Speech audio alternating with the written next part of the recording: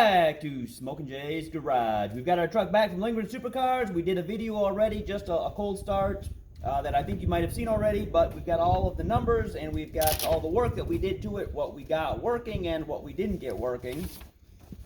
So I've got some stuff here for the Corvette we got on order and some stuff for the truck. We got traction bars for the truck. Those came in, but the mounting hardware didn't come in yet. That's on back order, so we're going to have to wait on that.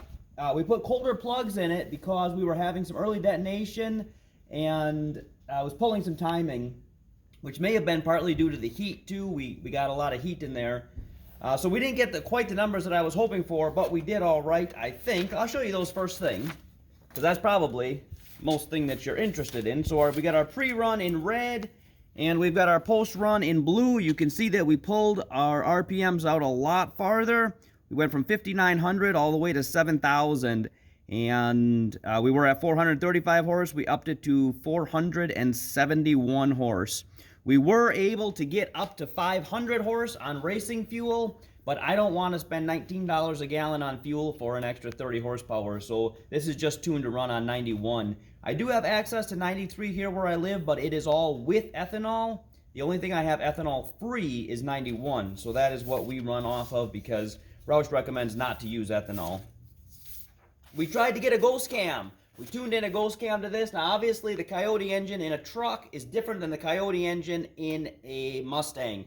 In a Mustang you can get a really nice lope with a ghost cam with only about 35 degrees of overlapping timing. We went to 70 degrees of overlapping timing, didn't get a whole lot of lope to it.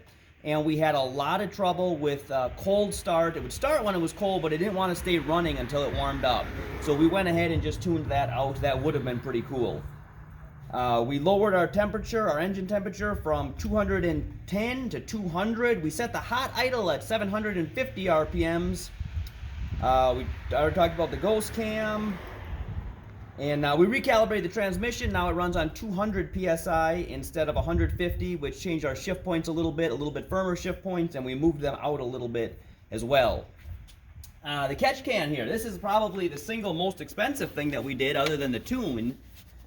We got the Roush logo on there. We got that all painted to match. It's actually not painted. It is, what's that word I'm looking for? I'll think of it before I'm done talking about it. So instead of running our oil right into our supercharger, I don't know if you can see that way in the back, we plugged that on the passenger side, and then on the driver's side we also plugged that. So none of that oil, powder coat, that's the word I'm looking for, that's powder coated. So all of that is run into our catch can. The oil obviously separates to the bottom, and then the air pressure is just going to evacuate through that filter into the atmosphere rather than pushing all that oil back into our supercharger. So I think that's going to be a good thing. That's going to save us a little bit in the long run. We also did a cat delete, which I don't know if it necessarily gave us any more horsepower. Typically when you delete your cats, you can get like 10 to 15 more horsepower. I have dual exhaust, obviously, because this is a V8, coming out of the engine. Then it goes into a single pipe, runs to the muffler, and then at the muffler it splits back out into two. So I don't know that our cats were necessarily our most restrictive part. We got 2.5 pipe, dual 2.5 running into a single 2.5, and then back out into dual 2.5. So that running into that single 2.5 is probably more restrictive than what our cats were.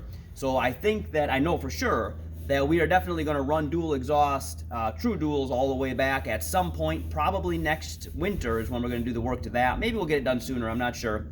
But we probably didn't get a whole lot of horsepower from removing the cats because I don't think that was our most restrictive point in our exhaust. But I think we're going to get some more horsepower once we do dual exhaust all the way back.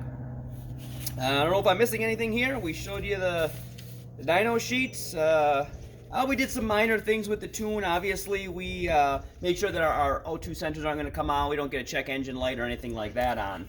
We do have the old tires that we had on the dyno with these, because we're going to burn those off as soon as we get a little bit warmer weather. It's still pretty cold out here right now, so we're going to get some awesome videos of that. Make sure you stay tuned. And if you have any questions, leave them in the comments. Otherwise, I think that's all I have for you. That's what we did. We have more work coming up.